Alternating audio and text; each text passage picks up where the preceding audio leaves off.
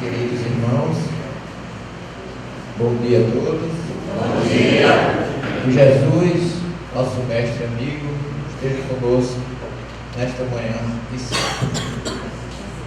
Eu queria iniciar nossa humilde explanação desta manhã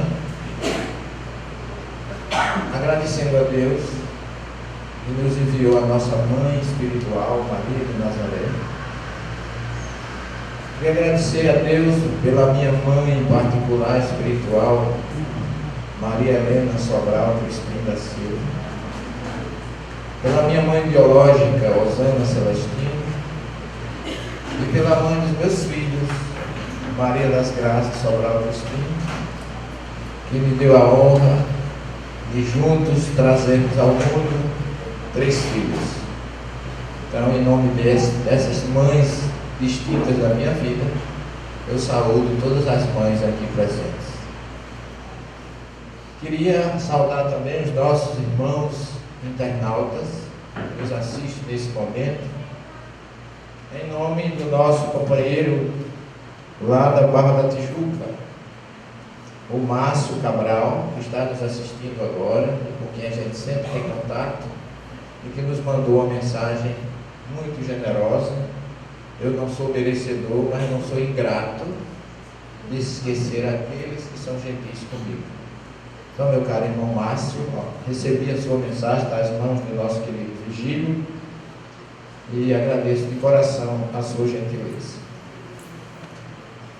Meus irmãos, nós vamos hoje conversar com vocês um pouco sobre o nosso grande mestre e amigo Jesus e um pouco do início daqueles que o sucederam. Jesus teve uma trajetória belíssima, criou discípulos, produziu enviados, que ele foi o maior enviado de Deus. Nós às vezes confundimos discípulos com apóstolos, mas são dois grupos distintos. O discípulo é aquele que estuda com o mestre. Então Jesus teve 12 discípulos escolhidos por ele: Simão, chamado Pedro, André, seu irmão, Tiago, filho de Zebedeu, João, seu irmão, Filipe, Bartolomeu, Tomé e Mateus, o publicano, Tiago, filho de Alfeu, Lebeu, filho de Tadeu, Simão Cananitas e Judas Iscariotes, aquele que o entregou, não o traiu, mas teve o papel mais importante de entregar Jesus para que ele cumprisse a sua missão profética de ser o Messias. Esse grupo constituiu a era discipular junto com Jesus. Depois que Jesus foi embora, e aí eles deixaram de ser discípulos e passaram a ser apóstolos. A palavra apóstolo é uma palavra grega, derivada da palavra hebraica sholar, ou sholea, que é aquele que é enviado. Porque Jesus diz lá em Mateus 10, depois que escolheu os discípulos, ele diz: eu vos envio como cordeiros entre os lobos. Tereis dificuldades, sereis perseverantes, sereis apresentados perante reis, perante as autoridades, mas eu estarei com vocês. Portanto, sedes simples como as pombas e prudentes como as serpentes.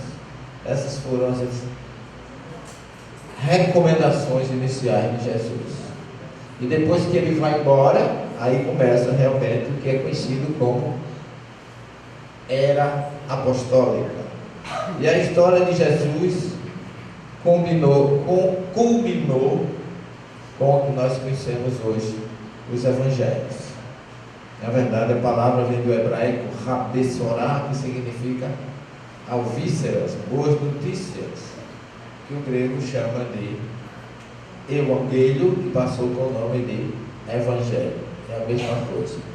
A questão é que a história de Jesus, que falava hebraico e aramaico, chegou a nós através do grego. E foi assim algo que não foi muito positivo para a história de Jesus. Muita coisa se perdeu, muita coisa foi mudada, muita coisa foi alterada. E nesses 150 anos do Evangelho segundo o Espiritismo, eu anuncio para vocês que um terço desse tempo eu tenho estudando a Bíblia e o Evangelho, que eu comecei a estudar em 1964. Nós estamos em 2014, são 50 anos de estudos do Evangelho, só que desses 50, 35 como espírita. Eu só fui entender realmente a mensagem do Evangelho, de sua essência completa, depois que eu me juntei. A primeira revelação, o Velho Testamento. A segunda revelação, ou como diz em hebraico, Brit Hadashah, que é a aliança nova, ou nova aliança, e a primeira Brit Rishon, que é a primeira aliança. Então a terceira revelação, que é a doutrina, me auxiliou bastante no entendimento da primeira e da segunda. Lembrando a grande frase do Espírito Israelita, que está na introdução do Evangelho segundo o Espiritismo, que Moisés iniciou a obra, Jesus continuou e o Espiritismo a arrematará. Na verdade, o ministério de Jesus começou aqui, na cidade de Cafarnaum, às margens do mar da Galileia, e aqui ele iniciou a sua grande missão, realizando o que o profeta Isaías falava: terra de Zabulon e Naftali. Terra de Zabulon e Naftali era as tribos dos filhos de Jacó, que essa região chamada Kifar, Naum em hebraico. Kifar é aldeia, Naum profeta, aldeia do profeta Naum. Então essa aldeia foi o local onde Jesus iniciou, cumprindo-se a profecia, porque Jesus relata em João 8,12: eu sou a luz do mundo. E aqui ele, como luz do mundo, iniciou a sua missão, não sendo bem aceito, bem entendido em Nazaré, ele se muda para a Cafarnaum, e aqui ele inicia a sua missão. Eu queria usar aqui a presença, a assistência também via internet, do meu filho, o Henrique Crispim. Deus lhe abençoe, meu filho.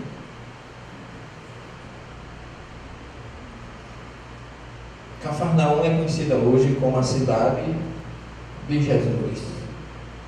Embora ele não tenha nascido ali, embora ele não tenha raízes, vamos dizer, biológicas, mas é a cidade que ele escolheu e por isso é conhecido como Cidade de Jesus. Esse local para mim é um local de muita importância. Eu já estive aqui aproximadamente umas 10 vezes, em pesquisa, em estudos, fui solo, fui em grupo, tenho ido com grupos. E aqui a primeira vez que eu cheguei aqui foi no dia 25 de setembro do ano 2000. Eu, minha esposa e meu filho mais velho, o Denis. E aqui nós entramos nessa cidade e eu fiquei encantado. Comecei a procurar por essa região. Aqui são as ruínas da casa de Pedro, onde Jesus iniciou o seu ministério. E aqui eu, naquele momento, naquela manhã, eu cheguei aqui e comecei a me lembrar daquele paralítico que foi colocado pelo teto da casa, porque Jesus era sempre muito assediado. E aqui espontaneamente eu tive uma revelação. Eu voltei no tempo, eu vi Cafarnaum movimentada, vi pessoas indo e vindo, e vi, quando eu entrei aí, eu tive a nítida impressão que na entrada de Cafarnaum tinha uma estradinha de areias brancas, e que eu fiquei de certa forma frustrado quando não encontrava. E eu comecei a procurar aquela estrada, olhava, dizia, mas aqui tinha uma estrada, parecia uma coisa que eu conhecia, se eu estivesse voltando para um lugar que eu já conhecesse. E quando eu tive essa regressão espontânea, eu olhei para o lado de Magdala, que fica aqui na saída de Cafarnaum. Migdala é a cidade de Maria Madalena. E eu vi onde está realmente que existia uma estradinha de areia. Ali havia um grupo dirigido por um homem que sobressaía-se a multidão, e eu não posso dizer que eu não vi o rosto, só vi a parte, vi por trás. Eu tenho quase certeza que era Jesus. E para mim foi uma emoção muito grande. Eu não consegui segurar a emoção. Mas recebi também no mesmo momento que há sempre um momento para a gente recomeçar, e nunca é tarde. E foi aí que eu tive praticamente a ratificação de que eu tive uma existência na Galileia, e nessa região fui indiferente, cruzei muitas vezes com Jesus, mas eu fui indiferente, e eu morava na Alta Galileia, e eu via notícias dele, via ele às vezes passando por multidões, e eu nunca o acompanhei, nem nunca, e por isso ainda hoje eu busco constantemente.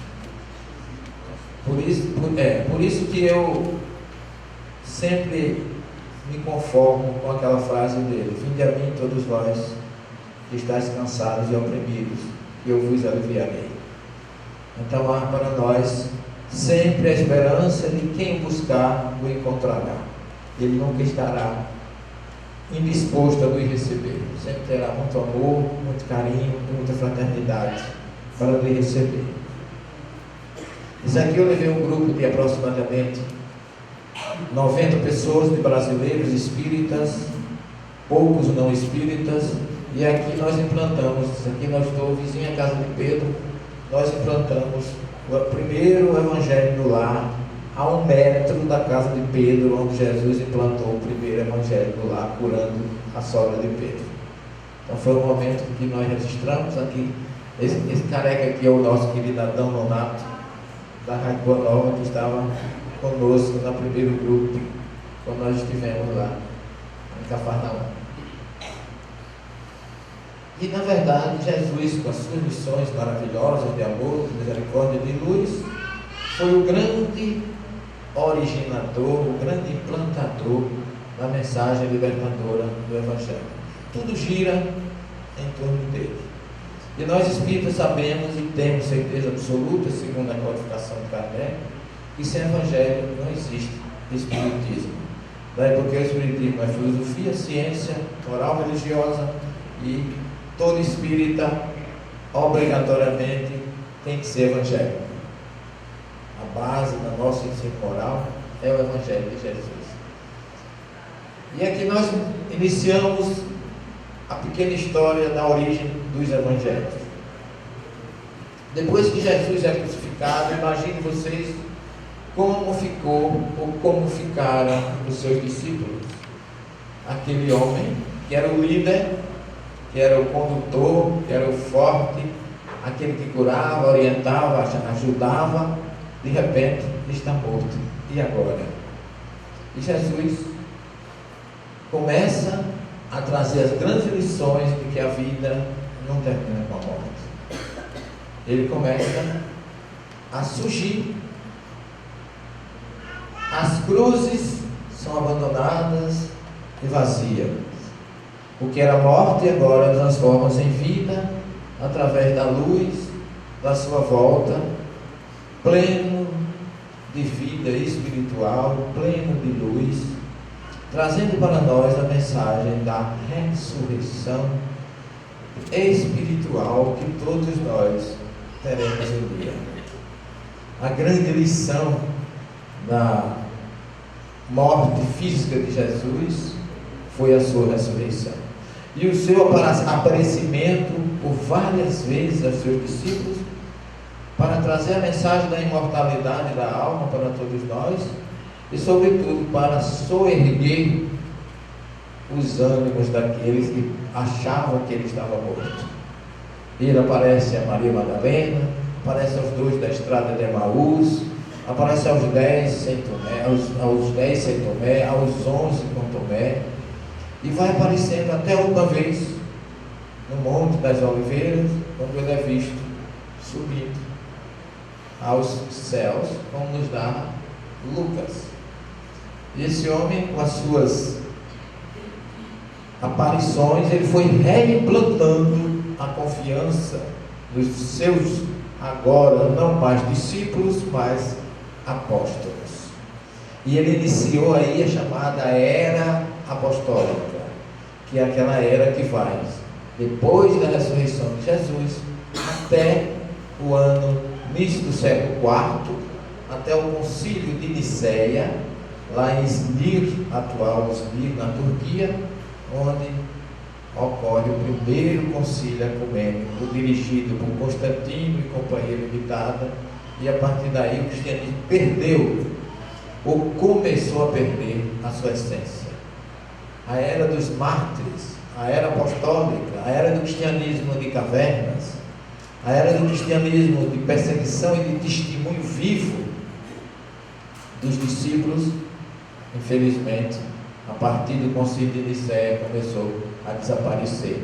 E aquela mensagem do cristianismo que vai a Roma, através de Paulo, de Tarso, Pedro, entre outros, todos nós esperávamos que o cristianismo, a partir daí, conseguisse cristianizar Roma.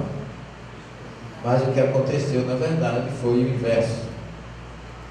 O cristianismo é que se romanizou. E surgiu a Igreja Católica Apostólica Romana, mostrando a influência da política na vida de Jesus e, logicamente, na sua mensagem. Esse é o cenáculo.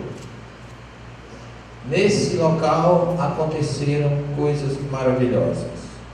Esse foi o local onde Jesus passou a última Páscoa da sua existência física entre nós. Aqui ele lavou os pés dos discípulos, aqui ele realizou a sua última ceia, onde ele profetizou as coisas que iriam acontecer, e aqui também ocorreu, aqui nós estamos vendo o lava-pés, o grande exemplo de humildade e de lição para Jesus, que Jesus deixa para nós. Porque quando ele chega para comemorar a Páscoa, em vez de ele sentar na mesa, pedir, segundo as tradições judaicas, o cordeiro para ser assado, para fazer a ceia, ele quebra o costume e a tradição judaica, toma uma bacia, uma toalha e vai lavar os pés dos discípulos. Pedro não quis aceitar. Jamais, Senhor, eu permitirei que tu lave os meus pés. Jesus disse: aquele que não permitir que eu assim proceda não terá parte comigo.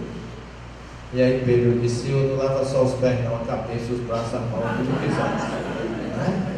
Então o argumento de Jesus foi muito forte. E ele, terminado isso, ele diz: o que eu acabo de fazer é para que vocês façam uns aos outros. Porque quem quiser ser o maior tem que ser o servidor de todos. E servir é algo que brota do coração. Servir é um gesto de amor. Porque quem serve, serve sem segundas intenções, sem interesse de receber nada em troca.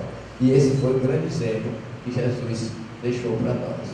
Mas aqui nós estamos falando para o grupo da importância do local.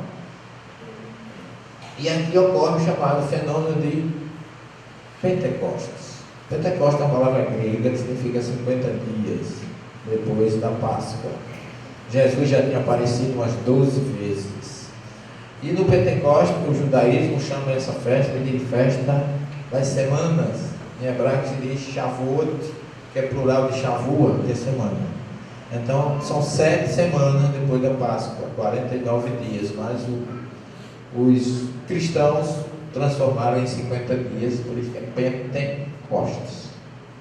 E aqui Jesus chega, agora de uma forma muito mais geral e mais forte, como ele já havia prometido, está lá em Lucas, que ele voltaria, que ele viria trazer e reerguer os ânimos.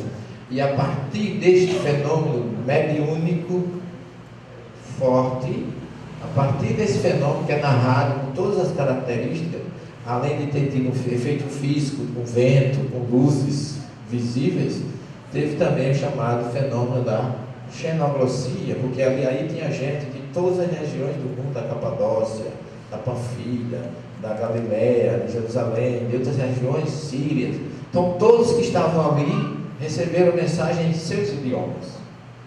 Quer dizer, cada um recebeu uma mensagem específica na sua língua para que eles entendessem.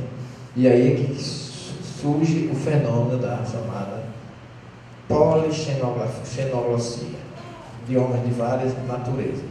Mas, independente de todo esse fenômeno de natureza física, a maior importância desse fenômeno foi que a partir daí os discípulos foram revestidos de uma energia interior incalculável.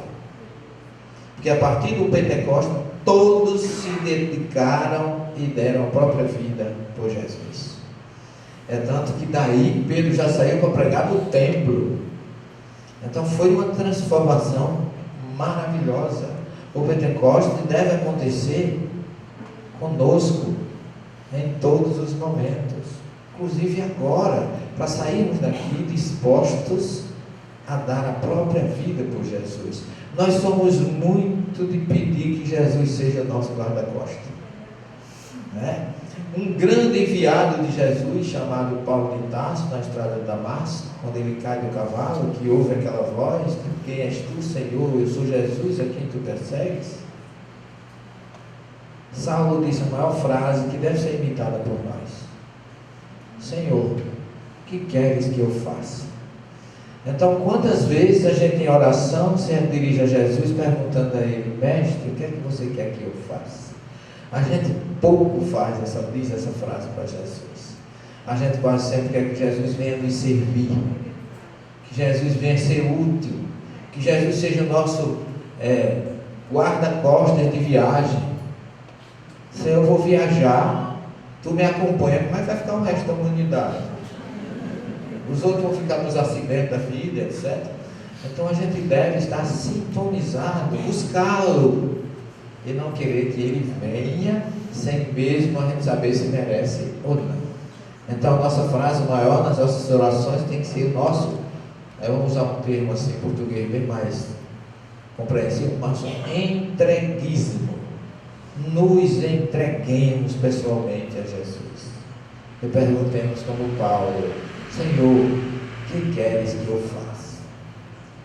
Então os discípulos, a partir daí, descobriram o que era que Jesus queria que eles fizessem.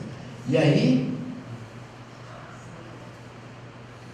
esse homem chamado Saulo de Tarso transforma-se e vai viver no deserto um certo tempo. Depois ele volta e os discípulos que estavam iniciando o cristianismo na Antioquia, porque com a perseguição que começou a surgir, muitos fugiram, foram para Samaria, e dali fugiram para Antioquia, e ali na Turquia, na antiga Anatólia ou Ásia Menor, ali eles começaram a encontrar um berço para a origem do cristianismo. E foi naquele local que Paulo foi chamado, convidado pelos discípulos já convertidos.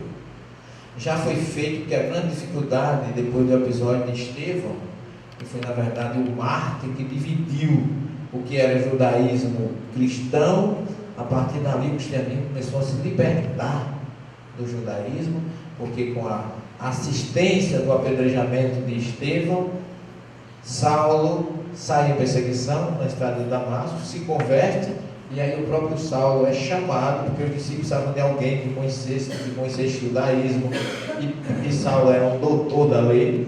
Então ele foi a pessoa escolhida para fazer a divulgação do cristianismo. E eles vão para Antioquia, onde tudo começa. Antioquia, na cidade síria, chamada também Antioquia de Orontes. Esse aqui, vizinho a Antioquia, tem uma montanha, e na lateral dessa montanha existe uma caverna, que foi a primeira caverna onde os cristãos se encontravam. Hoje ela é conhecida como a caverna de Pedro. Era uma caverna pagã, mas foi utilizada pelos discípulos. Por isso que nessa caverna, nessa região, na Antioquia da Síria ou de Orontes, é que os seguidores de Jesus foram chamados pela primeira vez de cristãos. Esse nome Orontes é porque esse vale todinho é cortado por um rio, que se chama Rio Orontes. A palavra Orontes é que a cidade é toda cortada por ele.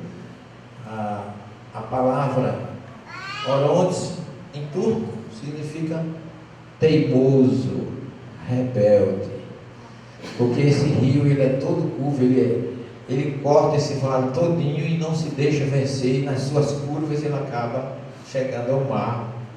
Então ele, com a sua teimosia, ele vence todas as adversidades, chegando ao seu destino, que é o mar. Então por isso que chama-se Antioquia da Síria ou Antioquia de Orontes. Eu não sou Roberto Carlos, mas esse cara sou eu.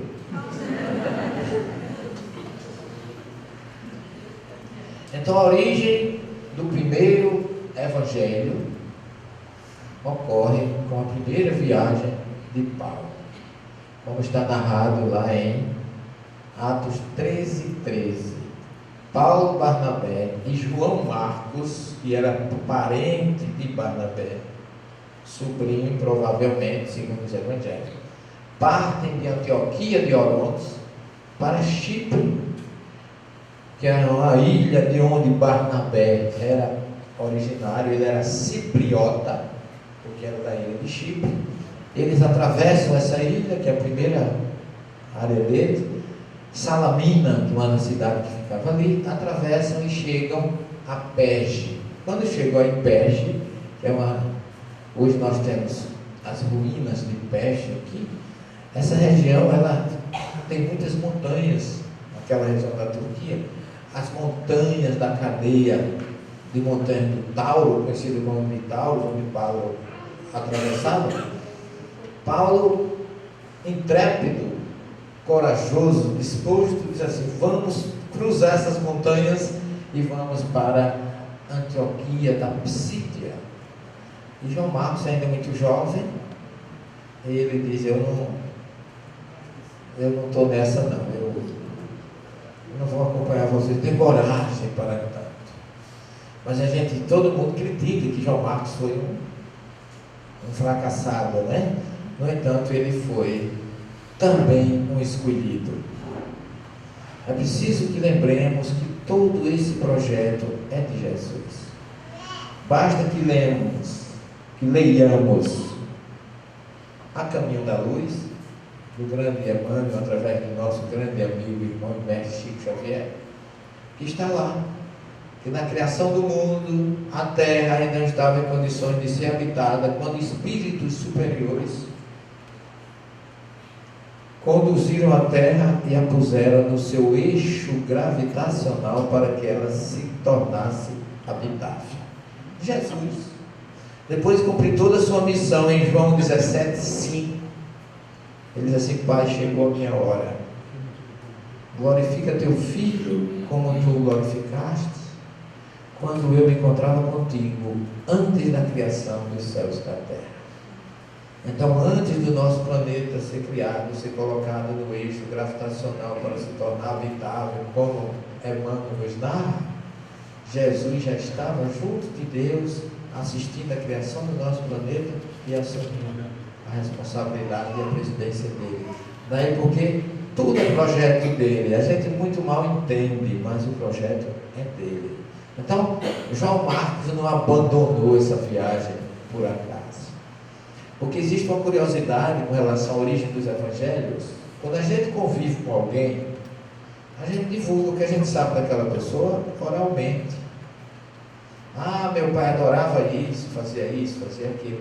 Minha mãe gostava tanto de fazer pé de moleque, gostava de fazer. Ah, minha mãe fazia um pernil que ninguém fazia igual. A gente tem as histórias orais da nossa família. Ninguém tem necessidade de sentar e escrever. Convivemos com a pessoa. Só que João Marcos não conviveu com Jesus. Ele ouvia histórias. E ele vivia ali próximo, em Jerusalém, que ele era filho de Maria Marcos, disse que ele era parenta de Maria, mãe de Jesus. E disse que quando Jesus foi preso, entregue, ele foi Puxa, os soldados tentaram pegar, ele estava enrolado no lençol e o lençol escapou e diz o Evangelho, ele ficou nu. Não, é porque o judeu, ele dorme com a roupa interna, um pijama parecido aqueles pijamas comprido, longo, manga longa, que aquilo é como se fosse um pijama interior. E eles se sentem pelados quando estão daquela forma, né, que eles estivessem nu, como a gente quer quase sempre colocar.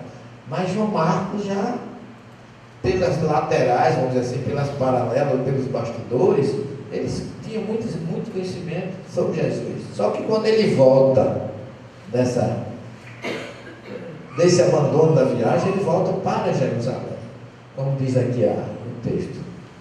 Volta para Jerusalém. Quando ele chega em Jerusalém, ele encontra Pedro pregando e falando a respeito de Jesus.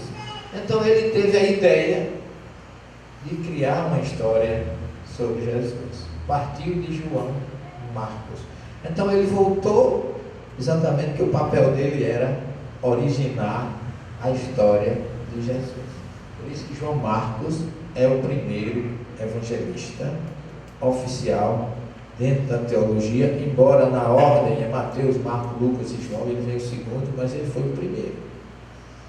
E a gente sabe que na obra Paulo e Estevão, Chico recebe através de Emmanuel que Paulo já tinha os originais de Mateus, mas não era o Evangelho de Mateus, eram escritos, anotações iniciais do Evangelho de Mateus, que isso depois o próprio Mateus utilizou Marcos para completar o Evangelho que nós temos hoje dele. Então, João Marcos foi quem originou tudo. E vocês vão observar que cada evangelista tem ligado assim um animal. E junto de Marcos tem um leão. A gente vai ver um pouquinho por que disso. Então, Marcos foi quem começou tudo. E de Marcos nós temos aqui que 661 versículos de Marcos foram copiados por Mateus. Então 90% do Evangelho, de 93% do Evangelho de Mateus é retirado de Marcos. Depois vem Lucas, médico grego, que também não conviveu com Jesus e copiou 60%, cerca de 60% do Evangelho de Marcos. Daí porque todos aceitam hoje, teologicamente falando, que foi Marcos o grande originador dessa catalogação da história de Jesus. É tanto que no Evangelho dele não tem infância, não tem anunciação, não tem nascimento, ele já começa a vida pública de Jesus. E ele é considerado o Evangelho básico. E aí você tem que Marcos, Lucas e João foram escritos originalmente em grego. Aí eu coloquei aqui a origem do problema. Por que a origem do problema? E veja bem, os evangelistas tiveram que divulgar Jesus para o mundo, então quis que escrever na língua que predominava naquela época, mas eram judeus, semitas, que falavam hebraico e aramaico e que foram escrever uma história em grego. É como se eu fosse escrever a história do nordestino, escrever a história do espiritismo em inglês. Eu ia escrever a história, mas ali dentro ia ter a cabeça de um nordestino, o costume de um nordestino. Por trás do texto grego existe a cabeça de um semita oriental que o escreveu. Um exemplo, nós temos mania lá no Nordeste de dizer que quando a gente gosta muito de uma coisa, a gente reforça muito aquilo com expressões locais. Então, em inglês é I love you too much, eu te amo muito, né? Seria o certo. Mas no Nordeste, um colega estudando inglês conosco na época do científico, naquela época, ele aprendeu I love you, eu te amo, e ele tinha uma namoradinha lá no sertão paraibano, e ele não ia dizer para ela I love you too much, que ela talvez não entendesse. Mas ele disse I love you com toda a moléstia dos cachorros. Eu te amo para torrar na expressão da conversa. Porque quando ele diz assim, com toda a moléstia dos cachorros, toda a força. É um vício é um dialeto nordestinês e paraibanês por tabela. Então é isso que eu quero dizer, que a influência do costume local automaticamente tem uma influência no idioma. Então é fazer, escrever na língua pensando em outra, e no costume na outra. Por isso que a gente não entende Jesus, não entende muitas vezes a sua mensagem, porque a gente está lendo no grego, que foi traduzido para o português, o francês, o espanhol, o inglês, com a cabeça de um oriental para ser entendido por um ocidental. E esquecendo que Jesus nasceu como judeu, viveu como judeu e morreu como judeu. Nunca foi cristão, o cristianismo foi fundado depois, o nome foi recebido na Antioquia, como vocês estão vendo agora, e depois é que muito tempo depois de toda essa história é que surgiu o cristianismo. E foi o nome dado por Lucas lá em Antioquia e escrito em grego. Então veja que a gente fala, quase sempre a gente fala Jesus o Cristo, e o hebraico não fala em Jesus o Cristo, mas em Jesus o Messias, Yeshua HaMashiach, que em hebraico é Jesus o Messias, que significa do verbo lemishô, que é ungir, o machar. O Mashiach é o substantivo, Machar é o verbo na terceira pessoa radical hebraico. Então Jesus, o ungido, o que é isso? O escolhido de Deus, o enviado. Jesus é o grande apóstolo de Deus. Ele diz lá em João: meu Pai me enviou para fazer a sua vontade. Eu honro com aquele que me enviou. A expressão hebraica kavod, que significa honrar, é o que está lá no Êxodo, que Kardec usou como 14º capítulo do Evangelho segundo o Espiritismo: honrar pai e mãe. Então, o do Êxodo 20 também fala em amar a Deus sobre todas as coisas e o próximo. Ama teu Deus de todo o teu coração, como está lá na Torá. E ele não manda, e manda amar ao próximo, não é assim? Mas ele não manda honrar o próximo. Ele manda honrar pai e mãe. Em outras palavras, honrar é mais importante ou é superior a amar. Eu honro o meu pai. Pai, chegou a minha hora. Honra teu filho com a honra que eu tinha quando eu me encontrava contigo antes da criação dos céus e da terra. Portanto, gente, hoje, no dia das mães, a gente não temos nada de amar a nossa mãe, mas de honrar. E honrar mãe e pai é fazer exatamente aquilo que o pai e a mãe nos orientam a fazer. Jesus honrou a Deus porque ele fez exatamente todas as suas vontades. Daí porque ele dizia: eu e o Pai somos um.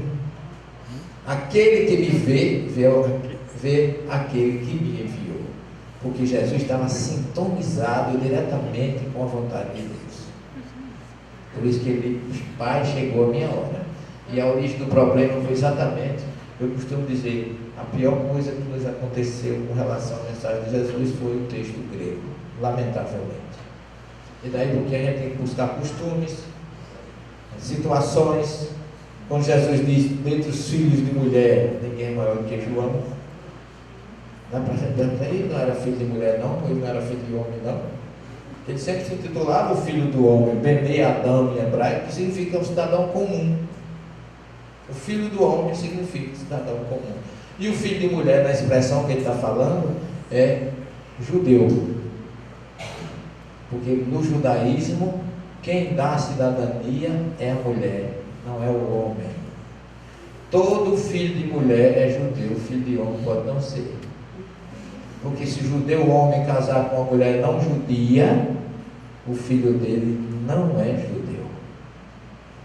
É aquele provérbio que os nossos pais diziam: os filhos das minhas filhas, meus netos serão, os filhos dos meus filhos serão ou não. Não é? Porque ninguém tem dúvida que o filho da minha filha é meu neto. Agora o filho do meu filho não me chame por testemunha. Ok? Então a sabedoria judaica, que a gente muitas vezes nem presta atenção quando Jesus fala, dentro do filho de mulher, ninguém é maior do que João. E nós temos hoje catalogados 4 evangelhos, ok? Mateus, Marcos, Lucas e João. Embora saibamos que pela ordem de origem, o primeiro foi Marcos. Por que é que Mateus vem antes? É o mais didático. Começa desde a genealogia de Jesus, a anunciação, tá certo? Juventude, paixão e morte. Então é o mais longo, o mais didático, por isso que está na ordem. E é o evangelho primeiro escrito para o judeu, daí porque ele apresenta Jesus como o Messias, porque o Messias tem que ser filho de homem e da linhagem de Davi. Por isso que Mateus começa dizendo: Abraão gerou Isaac, Isaac gerou a Jacó, Jacó gerou a Judá. E por que um homem gerando outro homem, parecendo hermafroditismo? Porque no judaísmo tem a força quem gera. A mulher não gera, a mulher concebe. Ok? Daí porque fala que... E sempre essa genealogia de primogênito para primogênito. Abraão gerou Isaac. Isaac gerou a Jacó. Jacó gerou 12 filhos, mas ele só diz Judá e seus irmãos, porque o que vale é o primeiro. Isso é um princípio também judaico. 42 gerações. De Abraão a Davi, de Davi ao cativeiro da Babilônia. De Abraão a Davi 14, de Davi ao cativeiro da Babilônia 14, do cativeiro da Babilônia a Jesus mais 14. Ok? Então Marcos, vocês observam que tem aqui atrás dele um homem que Jesus era o Messias, é assim que ele o apresenta. Marcos, um leão. Lucas, um touro. E João, uma águia. Cada um com seu símbolo, extraído de onde? Do profeta Ezequiel. Porque o profeta Ezequiel teve uma visão, que ele via um ser que tinha rosto de homem, de leão, de touro e de águia. Então a igreja tomou cada um desses 4 elementos da visão e colocou no evangelho. O Messias em Mateus, o homem em Mateus, porque ele apresentou Jesus como o homem, o libertador, porque para o judeu o Messias era um guerreiro que vinha libertar o povo de Israel e implantar o reino de Deus na terra. Daí o homem. Marcos, o leão, a voz do que clama no deserto. Lucas, um touro, porque Zacarias, o pai de João Batista, foi fazer oferta no altar quando ele recebeu a anunciação de João. E o judeu oferecia o melhor do seu rebanho em oferta a Deus, e então o touro é o símbolo do sacrifício que era oferecido no templo. E João, porque uma águia, porque o evangelho de João é o mais espiritualizado e o mais profundo, e a águia é uma ave que voa muito alto. Então por isso que cada evangelho tem um símbolo, e quem está mais alto vê tudo de cima para baixo e vê melhor. É por isso que no livro do Gênesis, quando Moisés diz assim: Haaretz haitatuv vavorro, verrocher, a terra era vazia, disforme, escura, verruá, ha Elohim, o Espírito de Deus, merachefet alpinei hatihom, e o Espírito de Deus pairava, muita gente diz parava sobre as faces das águas, mas esse verbo merachefet simboliza a águia que está acima do seu ninho com as asas abertas, embora não esteja no ninho, ela tem domínio total e proteção sobre os seus filhotes que estão lá embaixo. Qualquer um que se aproximar, ela tem tempo de chegar lá e afastar. Então a simbologia desse merachefet na criação do mundo significa: havia desordem, havia caos, mas Deus era Senhor absoluto da situação. Não havia perdição. Embora havendo desordem, Deus criou a luz para colocar a ordem na casa. E quando Ele criou a luz, chegou a ordem que precisava. Ok? Então, tudo tem a sua simbologia, mas com base sempre na origem, que é o judaísmo. Quem não entende o judaísmo, infelizmente, não entende bem o cristianismo. Os 4 evangelhos canônicos, está aqui a simbologia, ó, do homem, da águia, do leão, está vendo? Ó, o homem, o touro, a águia, o leão, só para... Isso ainda hoje serve, a igreja segue esse princípio. E Mateus foi escrito originalmente em hebraico, porque ele tinha o objetivo de falar com a mensagem de Deus, de Jesus, para o judeu, para o hebreu. Depois se perdeu, hoje não tem mais o original, e eu fiz a tradução do Sermão do Monte, direto do Mateus original em hebraico, mas eu consegui um texto, e eu tive que também fazer a versão, fazer o caminho inverso, pegar o texto grego, e por trás do quiasma, do significado do grego, eu voltar lá ao costume judaico, das expressões idiomáticas e do quiasma que tem, por exemplo, no Sermão do Monte. E é aquela história que eu falei para vocês, I love you, com toda a moléstia dos cachorros. Então eu fui buscar lá atrás o significado original no costume judaico e nas expressões originais do texto hebraico. Lucas, o símbolo é o touro, a gente já viu por quê. João, a águia, tá certo? Aqui tem uma simbologia do Evangelho de João, e vocês estão vendo, ele está bem envolvido aqui pela asa da águia, ok? E aqui a visão de Ezequiel, que justificou aqueles animais que representam os evangelhos. E a semelhança dos seus rostos era como o rosto de homem, a mão direita todos os quatro tinham o rosto de leão, e a mão esquerda todos os quatro tinham o rosto de boi, e também tinham todos os quatro o rosto de águia. Daí porque o homem, o boi, foi extraído lá de Ezequiel. Toda essa simbologia. Vocês observem que primeira e segunda revelação, Velho e Novo Testamento estão diretamente interligados. E Emmanuel diz, a par dos evangelhos, o Velho Testamento está carregado de clarões para a humanidade. Então ali, tirando a história, tirando outras coisas que são humanas, você pode encontrar o código moral e a mensagem divina no Velho Testamento. E aí surgiram os chamados evangelhos apócrifos e canônicos. Qual é a diferença? Quem classificou em apócrifos e canônicos? Não é? A igreja, os concílios.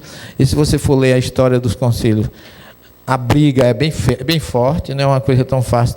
É um ninho, não é tão fácil de desenrolar. E aí foi considerado o cânon. O que é um cânon? No grego significa a palavra cana. Tratava-se de uma planta usada de várias maneiras para medir e pautar. Assim o termo passou a significar regra ou pauta, e mais tarde uma lista de coisas ou itens escritos em uma coluna. Daí que vem o termo canônico. E nós temos, a igreja justificou que os livros canônicos são aqueles que são escritos sob a inspiração divina. Ok? Daí porque são classificados em corretos divinos. E a formação do cânon teve a influência direta da igreja. Ok? A história, mais ou menos rapidamente, é assim. Durante o tempo dos apóstolos, olha aqui, e não durante o tempo dos discípulos. Está vendo? Porque aqui já eram enviados, não existia mais discípulos. Algumas epístolas de Paulo e um ou mais evangelhos já eram aceitos como escritura canônica e sagrada.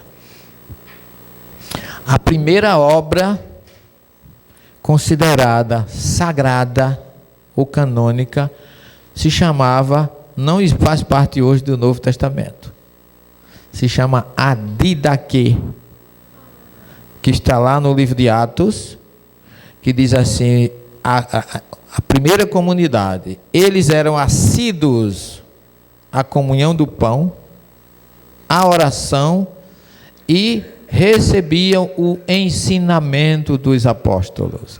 E esse ensinamento dos apóstolos era uma obra que tem 16 capítulos, chama Didaquê. Nós traduzimos lá pela Universidade Federal da Paraíba e publicamos, que ela tem aí, é um livro fino, mas é um livro interessante, porque eles têm dos capítulos dele, ele diz assim, como se conhecer um profeta? Porque profeta é aquele que pode levar a mensagem de Deus autenticamente.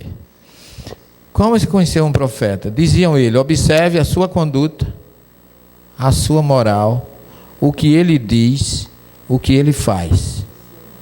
Hospede-o em sua casa, trate com respeito. Aí vem agora a observação: se ele pedir dinheiro, não é profeta.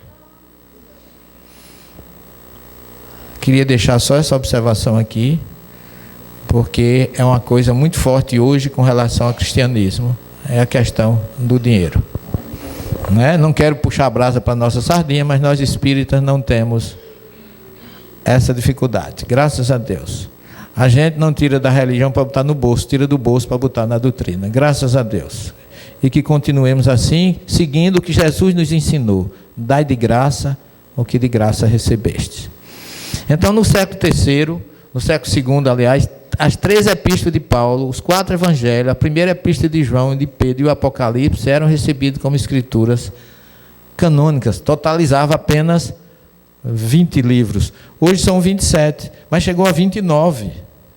Então, se você olhar, tem outra observação aqui. Em 185, Irineu, bispo de Lyon, onde nasceu o nosso grande mestre lionês Allan Kardec, aceitava 22 livros como sagrados. Quer dizer, de 20 já era 22. No século III era aceito quase universalmente todos os 27 livros do Novo Testamento, com exceção da Epístola de Tiago. Porque a Epístola de Tiago, irmão de Jesus, é uma epístola que se choca muito com os ensinamentos de Paulo. Porque Paulo trouxe aos Efésios a ideia da salvação pela fé e pela graça. Só que há muita gente que entende que essa fé basta que você crê. A palavra fé que Paulo fala em hebraico, emuná, significa exercício e prática do bem em favor do que me cerca. Isso aqui é fé. Porque vem de imune em hebraico, é exercício. Emuná é o substantivo. Então não é simplesmente crer e não fazer nada. Tem que ser crer e praticar. E isso criou por quê? Porque Tiago, como irmão de Jesus e judeu, ele diz que a fé sem obras é morta. Mostra-me a tua fé sem obras, que eu te mostrarei a minha fé através das minhas obras. Se alguém está com fome e te pede um pão e tu diz, vai em paz, Deus te abençoe, por acaso ele saiu, mataste a fome dele, então ele coloca bem claro que o que vale são as obras. Então isso foi difícil, e naquela época, no século III, Orígenes, no ano 254, foi o primeiro dos pais da igreja a aceitar a epístola de Tiago, como também as epístolas de Barnabé e do pastor de Hermas. Tem o cânon de Orígenes, que já eram 29 livros. Você observe a alternância, 20, 22, 29, 27. Essa epístola, chamada Pastor de Hermas, esse camarada, o livro dele é fantástico. Eu tenho, porque eu tenho todos os patrísticos. Ele era um médium que recebia mensagens maravilhosas, psicografadas. Então, esse livro foi extraído, foi tirado. Embora que sobrou o Apocalipse, mas o Apocalipse é o maior livro de psicografia mediúnica da Bíblia. O Apocalipse podia se chamar assim, psicografia de João ditada por Jesus. Porque no início do livro ele diz assim, eu ouvi uma voz que me dizia, tudo que vedes e ouvires, escreve e envia às 7 comunidades da Ásia Menor. Então, vidência, clarividência e psicografia num livro só.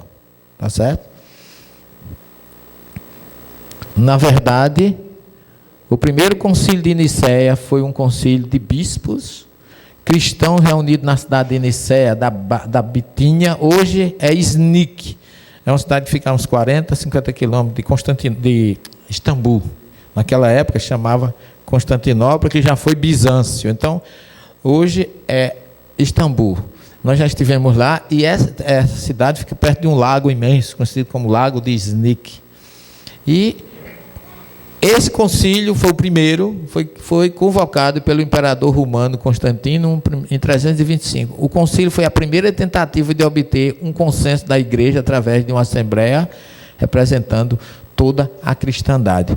Porque, na verdade, o primeiro concílio aconteceu em Jerusalém no ano 49, que foi dirigido e comandado por Tiago, irmão de Jesus, que comandou a igreja primitiva por 30 anos. O sucessor de Jesus, como muita gente pensa, não foi Pedro, foi Tiago. E o Evangelho de Tomé é um apócrifo, fala lá num dos versículos que os discípulos chegaram a Jesus e disseram: Mestre, quando não estiveres mais conosco, a quem seguiremos? E Jesus disse: quando eu não estiver mais aqui, buscai a Tiago, o justo, para quem os céus e a terra foi criado. Mas esse evangelho não é canônico. Então, na verdade, na prática, o sucessor de Jesus por 30 anos foi Tiago, até o ano 62, quando foi apedrejado, sobreviveu ao apedrejamento lá em Jerusalém, mas como ele sobreviveu, terminaram de matá-lo a cacetadas. E quando Tiago pregava no seu concílio, que o concílio de 49 foi depois da primeira viagem de Paulo, quando ele começou a querer pregar o evangelho só para o gentio, e esse concílio foi exatamente para decidir quem era que devia receber ou não. Tiago dizia assim: segui a Jesus, porém sem esquecer Moisés. O cristianismo dele era um cristianismo judaico cristão.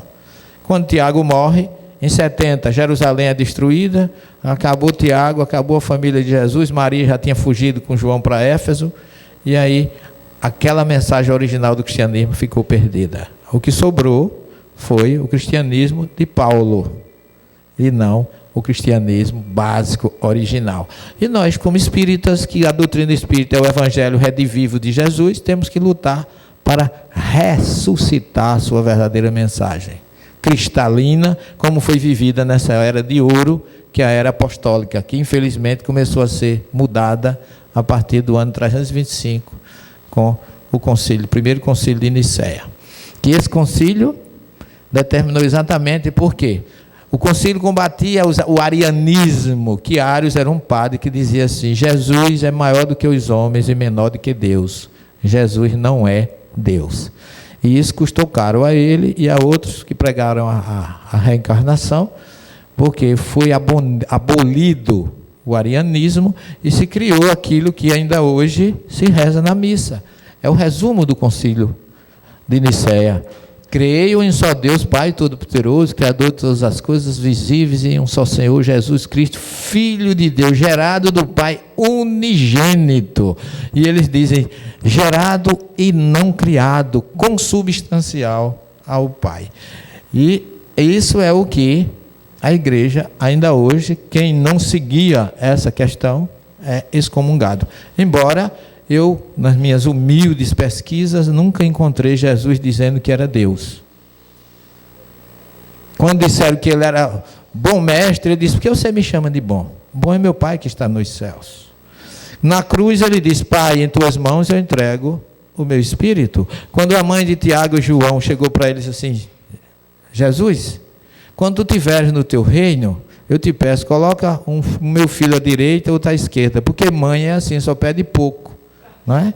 Ela só queria isso. Você pega Joãozinho, bota na sua direita, e Tiaguinho à sua esquerda. E aquilo causou uma ciumeira entre os discípulos, né?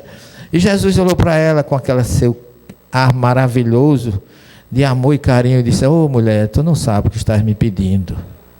Eles podem até estar preparados para beber o cálice que eu vou beber, mas quanto a sentar à minha direita e à minha esquerda, não cabe a mim decidir, só meu Pai que está nos céus. Confessado isso por Jesus. E ainda confessou no seu famoso sermão escatológico sobre o final dos tempos, quando os discípulos perguntaram: mestre, quando isso vai acontecer? Jesus disse: a ninguém é dado saber o dia nem a hora, nem mesmo o Filho do Homem. Então Jesus foi muito humilde para dizer que veio cumprir uma missão de Deus nesse planeta, para trazer essa mensagem libertadora para nós. Mas ele não disse que era Deus. E quando eu digo que Jesus não é Deus, eu não estou diminuindo Jesus, pelo contrário. Eu estou didaticamente separando uma coisa da outra. O Deus Supremo Absoluto, esse está acima de qualquer suspeita. O que nós poderemos dizer, separando as coisas, quando Moisés diz assim: Bereshit bara Elohim et hashamayim ve'et haaretz, no princípio criou Deus as águas e a terra, ele está falando da criação do planeta Terra. Quando Jesus se despede: Pai, chegou a minha hora, glorifica teu Filho, que encontrava contigo antes da criação dos céus e da terra, ele está falando do planeta Terra.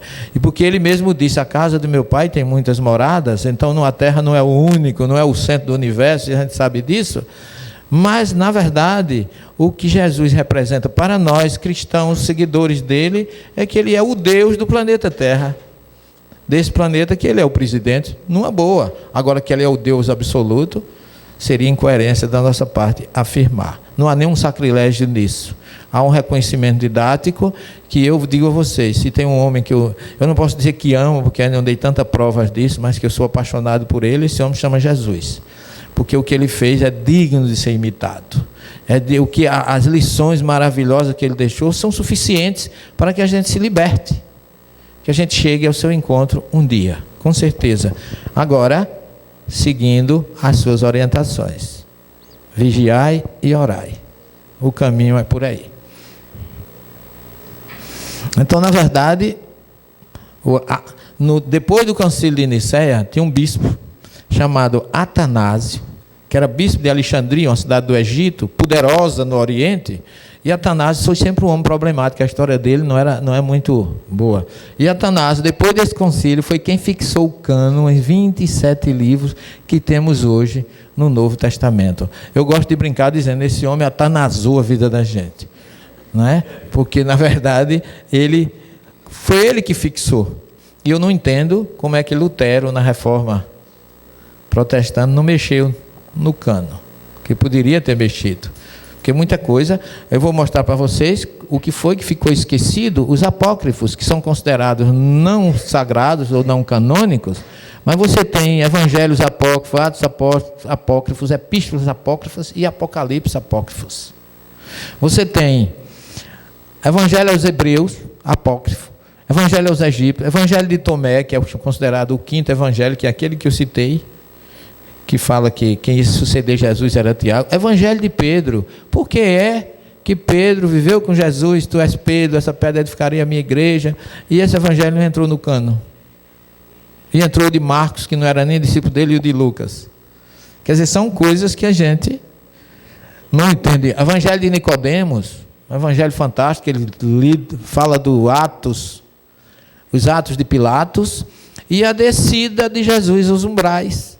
Está lá no Evangelho de Nicodemos, que foi um homem que, embora fosse príncipe ou dirigente dos fariseus, era um grande admirador e seguidor de Jesus. E o Evangelho de Tiago sobre a infância de Jesus, que é outro considerado apócrifo.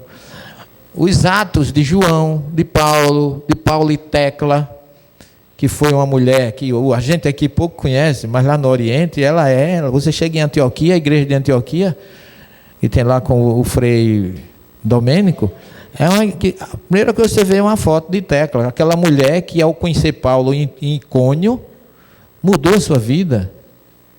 A história dela é maravilhosa. Nós estamos lançando uma obra sobre esse período chamado Era Apostólica, que já era para ter saído, mas por questões de revisões de tempo e das minhas viagens ainda não está pronta. Mas esse livro, se Deus quiser, até o final do ano ele estará lançado para todo o Brasil.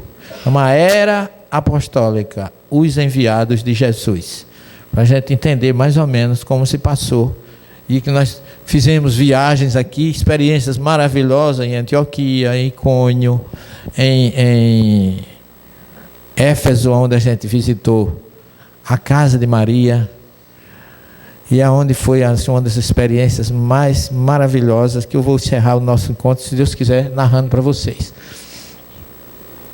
Ainda tiveram as epístolas, terceira aos Coríntios, a gente só conhece primeira e segunda, mas teve uma terceira epístola aos Coríntios, a epístola dos apóstolos, correspondência entre Paulo e Adigar, rei de Edessa, a epístola Laudicense, que era uma comunidade fundada por João, lá perto de Pucanale, ou Pamukkale, lá na Turquia, e correspondência entre Paulo e Sêneca. Então, tudo isso são obras que a gente conhece, existe, mas foram separadas. Eu vou mostrar só algumas coisas aqui. A questão da Trindade, que dizem que está no Evangelho, isso é um Evangelho ebionita, que eu tenho em hebraico, que fala dessa despedida de Jesus, que está lá em Mateus 28, quando ele diz assim: quando viram, inclinaram-se perante ele e eles duvidaram. Isso aí já é um aparecimento de Jesus após a ressurreição. E Jesus aproximou-se deles e disse-lhes: e de vós, ensinai-os a praticar todas as coisas que eu vos ordenei para sempre. Se você pegar A maioria das traduções está escrito: ide, pregai o evangelho, batizai em nome do Pai, do Filho e do Espírito Santo. É bom lembrar que Jesus nunca batizou ninguém. O batismo dele era do fogo, como de João. João batizava, porque ele precisava transformar as pessoas através daquele gesto. Mas Jesus nunca batizou. Os discípulos batizavam, está lá em João 4, mas ele nunca batizou. Quem quiser ser batizado, sintonize espiritualmente com ele, que o batismo dele não é da água. Então ele não iria mandar batizar em nome do Pai, do Espírito Santo, mas levar a mensagem libertadora. Olha, ide vós e ensinai-os a praticar todas as coisas que eu vos ordenei, ou que eu vos ensinei para sempre. Essa é a mensagem de Jesus que eu extraí desse texto aqui, do hebraico. Tá certo? Ele não fala em pai. E Jesus aproximando, Yeshua karov alechem veomer lachem. Jesus aproximou-se e disse para eles, né? Lahu atem, vão e ensinem a eles todas as palavras as quais eu ensinei para vocês. Tá certo? Então, o texto original em hebraico dos Ebionitas não fala em trindade. Mesmo porque Jesus, agora voltemos à história, Jesus era judeu. E o judeu não aceita trindade. Sabe por quê? Porque o Deuteronômio 6,4 está lá: Yahvé Eloheinu, Yahvé Echad. O Senhor é nosso Deus, o Senhor é único. Se Deus é único, por que é que tem que ter trindade?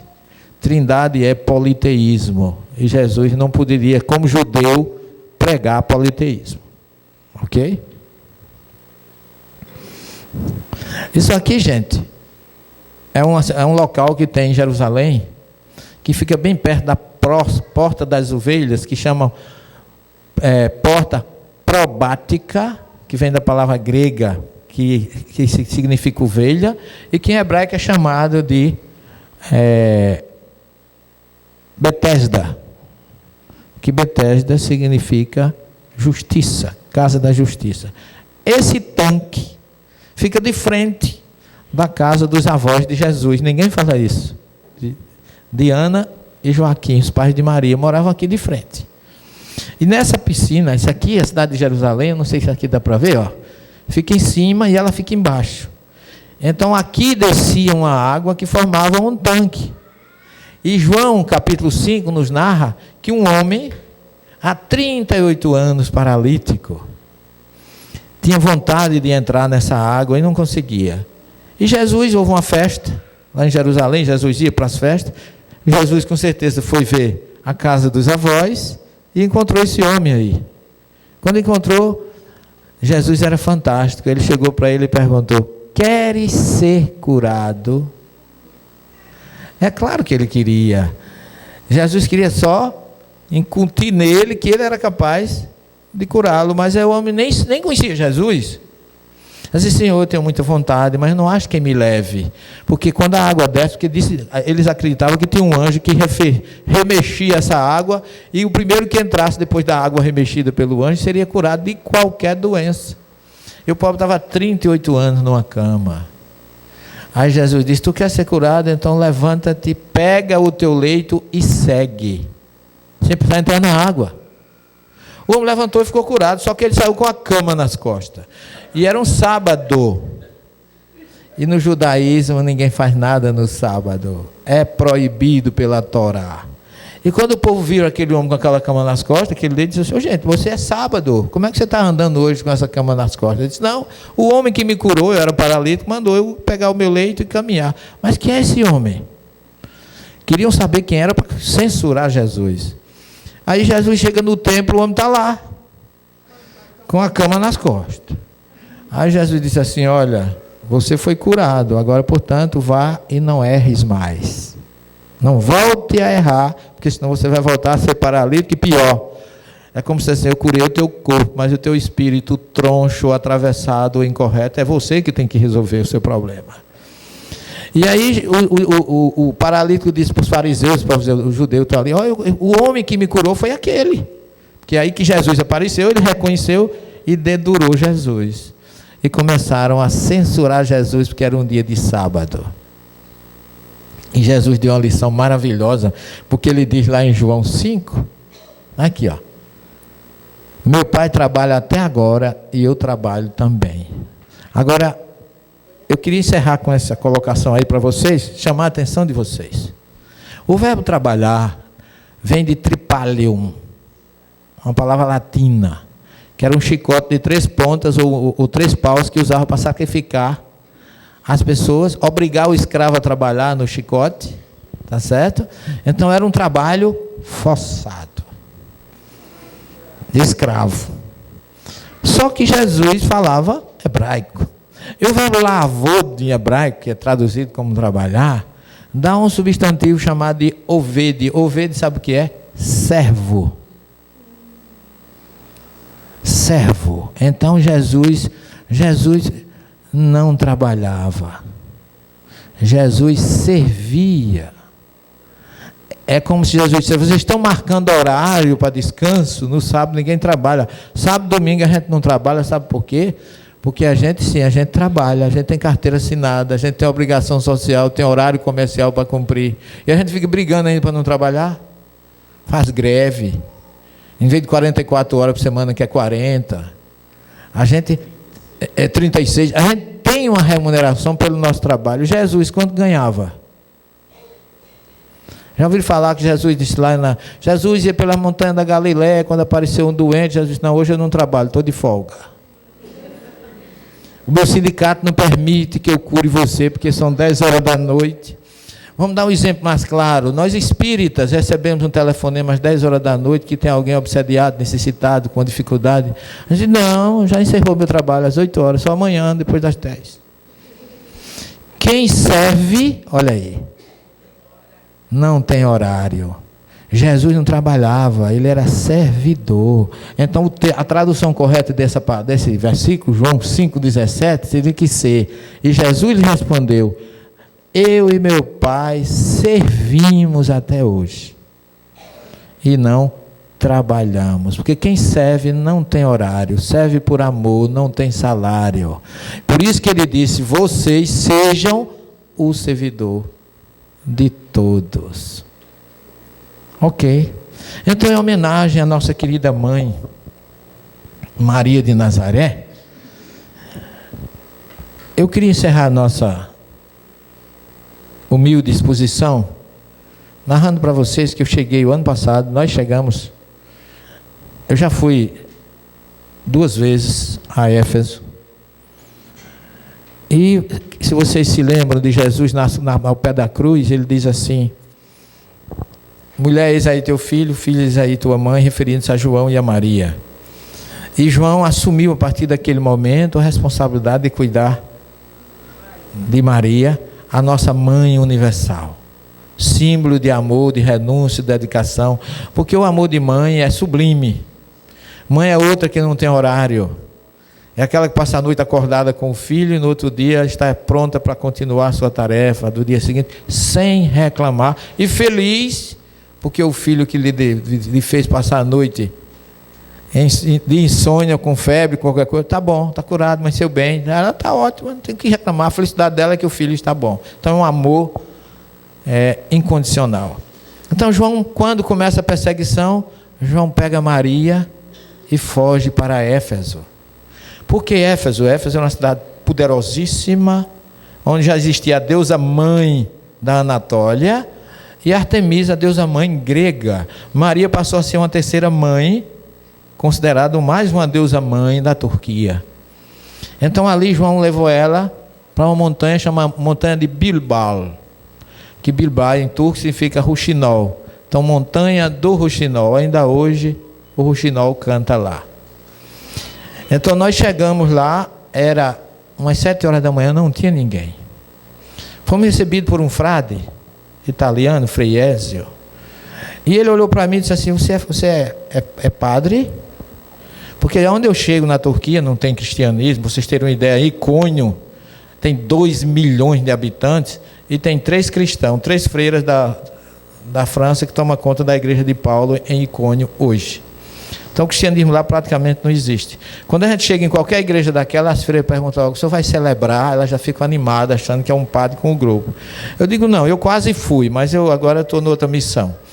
E o frei me convidou: venha cá, fiquem à vontade. Entramos na casa de Maria, foi aquela indescritível sensação maravilhosa de muita luz. Quando terminou, quando saímos, cantamos Quanta Luz, a Ave Maria de Gounod, cantada pela nossa companheira de viagem, Paula Zampi, uma voz, uma garganta de ouro. Quando saímos, tinha uma placa lá, em turco, dizendo que era proibido para turistas. Mas quando nós saímos, o padre chegou para mim e disse assim: venha cá que eu vou levar vocês para um lugar especial. Abriu a porta e nos levou para uma pequena capela, mais ou menos a metade desse salão. Quando eu entrei ali, eu comecei a me sentir com energia, envolvimento assim, indescritível. Entramos, aí eu disse assim: Frei, dê uma bênção para nós. O grupo todo ali, aquela capela é uma capela particular que o Papa, quando vai à Turquia, fica nela.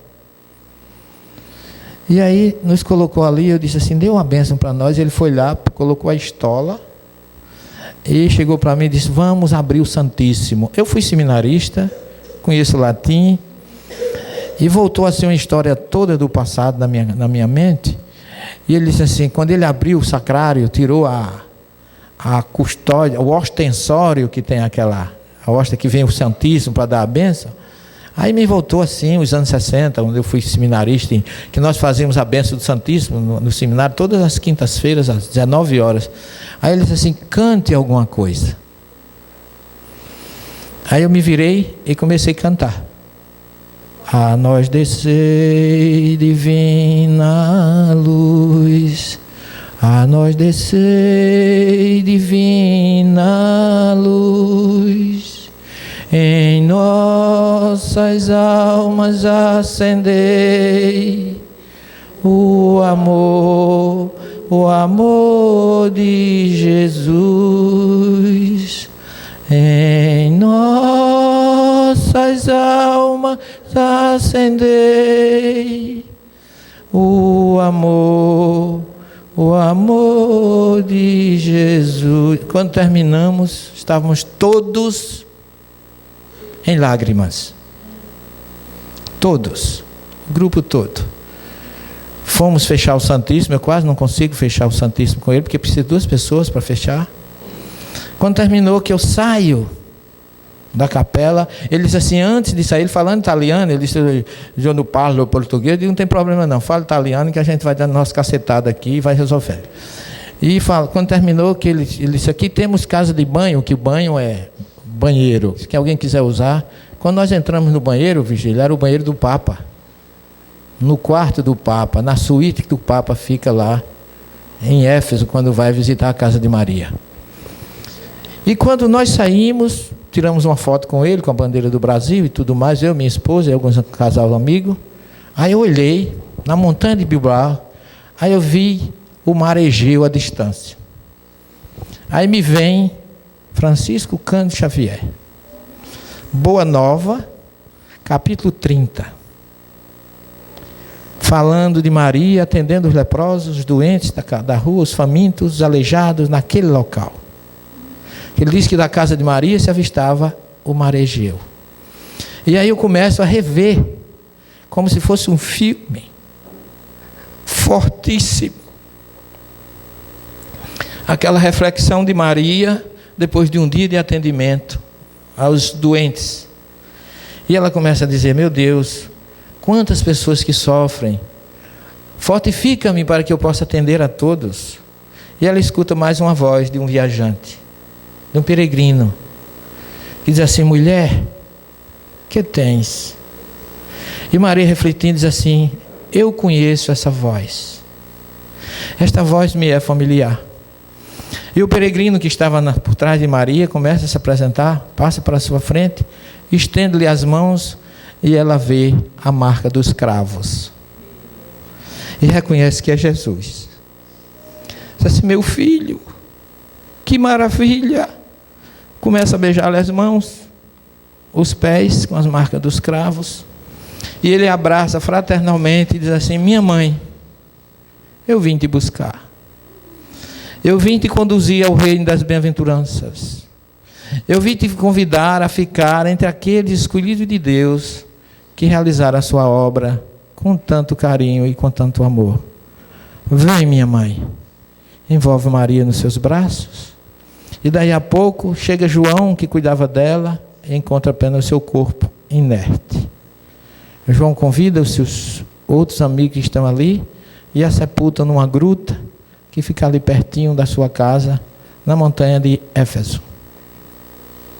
Desci, peguei o ônibus, que já estávamos para voltar, e começamos a descer a montanha de Bilbao, e comecei a ouvir o rouxinol a cantar. E toda aquela história voltou muito viva à minha mente, e eu vi as montanhas, as ruínas de Éfeso embaixo. E eu comecei a agradecer a Deus por ter enviado uma mãe tão maravilhosa para dar tanto exemplo de amor, de dedicação àqueles que sofrem. Daí a nossa esperança deve ser muito grande. Num dia desse que celebramos o Dia das Mães, agradecer pela mãe biológica que temos, pela mãe espiritual que nos conduziu à doutrina espírita e pela mãe de Jesus, que com seu amor, sua renúncia, sua fraternidade, ela não apareceu. Ela nunca quis ser maior do que Jesus. Ela nem dizia que era mãe dele. E Lucas diz assim: ela seguia e presenciava todas essas coisas em silêncio, guardando as dores em seu coração.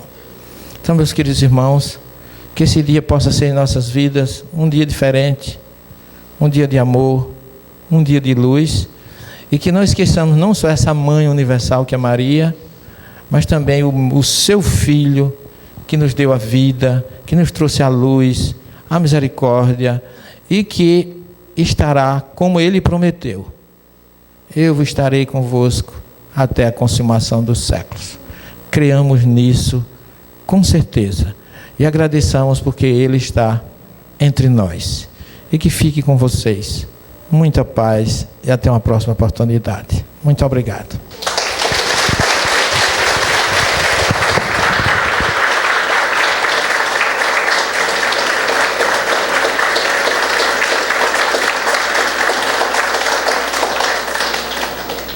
Meu ídolo, uma lenda viva, um grande amigo, esse que está aqui, que veio para trazer para o Brasil e para o mundo todas essas verdades, no qual nós te admiramos, te amamos muito, Severino. Muito obrigado. Você sair lá de João Pessoa, estar aqui conosco, milhares de quilômetros de casa, mas ele fez uma compensação no Dia das Mães. Ele fez questão de trazer a Graça, que há 37 anos é esposa e mãe também sua, não é isso? Além de mãe dos seus filhos, você já me falou. Então, simbolizando o Dia das Mães e as mães aqui da casa, nós gostaríamos que você entregasse esse buquê de flores, que é o nosso carinho para a Graça, que está aqui conosco hoje. Ela está ali, aquela moça bonita. Ela vem aqui até nós, Graça. Nós não tínhamos o prazer ainda, ela ter vindo com o Severino em Colatina. Está aqui ela, o nosso carinho, o nosso muito obrigado.